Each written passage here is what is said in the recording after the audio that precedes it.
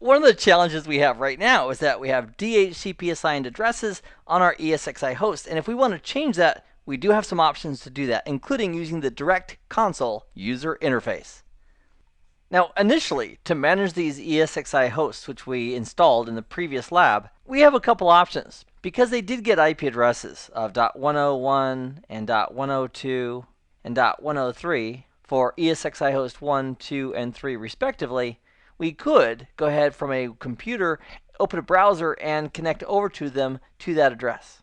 Or, if we wanted to go directly to the console of this host that's running ESXi, we could go directly to the monitor, to the console on that system, and do some basic management using the DCUI, the Direct Console User Interface. And it's really simple to use. You go to the computer, you hit F2, it's going to ask us for the password that we configured during the installation, and the default username on each of these ESXi hosts is lowercase ROOT. So what I'd like us to do in the lab is we'll go in, take a look at how to use the DCUI. We'll also statically configure these IP addresses on each of these hosts. And let's also disable IPv6 so it won't try to use IPv6 for communications. There's also some other things we can look at while we're there. For example, if we were connected via our network card to a switch and we were using trunking and we needed to tell the ESXi host, hey, you're on VLAN 20 or you're on VLAN 30. We could also, through the Direct Console User Interface, configure that VLAN information so it could tag it correctly before traffic gets sent out of its network interface card. So without further ado, let's go to the hands-on lab and we'll configure these static IP addresses on each of our ESXi hosts. So let's begin in the lab on ESXi 1. Now, if it's all grayed out like this, all you need to do is simply put your mouse there in that window and then press enter, and that brings back the nice, beautiful, bumblebee looking color scheme. And in order to log on to the DCUI to view and customize the settings, we're going to go ahead and press the F2 key. So let's do that now. So we'll press F2 and it's going to prompt us to log on. Now the default username is root in lowercase, so we'll use the down arrow key and then we'll put in the password in the password field. And if you want to use the shortcut from the lab environment to go ahead and simply paste that password in, as we discussed in the previous nugget, please feel free to use that feature. And if you do, make sure we click back in this field so that the lab environment knows we're talking to this computer so we can continue to press enter for OK to log on. So we'll press enter, give it a moment to initialize, and here is the DCUI that we can now work with. To navigate up and down, we simply use the up and down arrow keys to go through these options. To select an item, you go ahead and use the up and down arrows to go ahead and highlight it and then press enter to select it. So we could change the password if we wanted to right here. If we use the down arrow, we could configure the management network, which is what we want to do, because currently we're using a DHCP assigned address, we want a static address. So with the focus of configure management network right here, we'll simply go ahead and press enter to go ahead and change that information. So we'll press enter, and the first thing it highlights here is network adapters. Now currently we're working with the first network adapter, which is VMNIC0. So the numbering starts 0, 1, 2, 3, 4, 5. So the numbering starts with 0. And one of the cool things is if we wanted to see all the network adapters with the network adapters up here highlighted, all we need to do is simply press enter, and it conveniently gives us a list of all the network adapters. It's also showing us right here which one we're currently using for the management network connection. So there's our VMNIC 0 through 5. VMNIC 0 is currently being used for the management network. And here's all the MAC addresses. And I did a little extra work on the back end to hard code those MAC addresses to make it very easy to identify which network interface card was which, just based on the layer 2 MAC address. So the first adapter, I gave it a 01, then a 02, then a 03, etc. Another thing for convenience I did is I configured these 2 digits of the MAC address to match the actual ESXi host. For example, ESXi 1 has 2 1s right there. ESXi 2 has 2 2s right there. And ESXi 3 has 2 3s in those 2 positions. And that's because those hosts are going to be on the same networks, and we can't have 2 different devices using the same MAC address without some conflict. So that way I can keep the MAC addresses unique and also tell which devices they belong to just by looking at the MAC addresses. So those are just some conveniences that I built into this lab for you and I if we're ever looking at MAC addresses and wonder who they belong to. To see additional details for this highlighted VMNIC 0, we can just hit the D character for View Details, and it'll bring up more details regarding that adapter. So if we press D on the keyboard, This network interface card, which it's referring to as VMNIC 0, has a hardware label of Ethernet 0.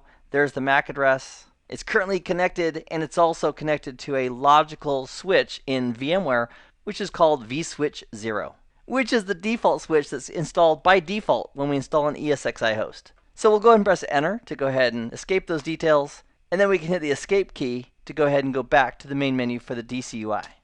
If we hit the down arrow, we have the VLAN options. This is where we could specify the 802.1q tag that we want to use if we're connected to a switch that's trunking with this host. And if we use the down arrow again, we can go to the IPv4 configuration. To change it, we simply press Enter. Now, the first couple of times you use this, it's a little bit tricky because what we're going to do is we're going to arrow up and down with the up and down arrow keys, and then we're going to hit the space bar to go ahead and select it. So for example, if we want to set a static address, we'd use the down arrow key twice to highlight this option. Let's do that right now. So we'll do the down arrow and down arrow again, and then with that highlighted, set static IP address and network configuration, we'll hit the space bar. And then once we've done that, we can then hit the down arrow key again, and we can put in the static IP address that we want to use. Now, conveniently, because we dynamically learned the correct address based on the DHCP server and its static DHCP reservations, we don't have to change the IP address here because that, in this case, is the one we want to use.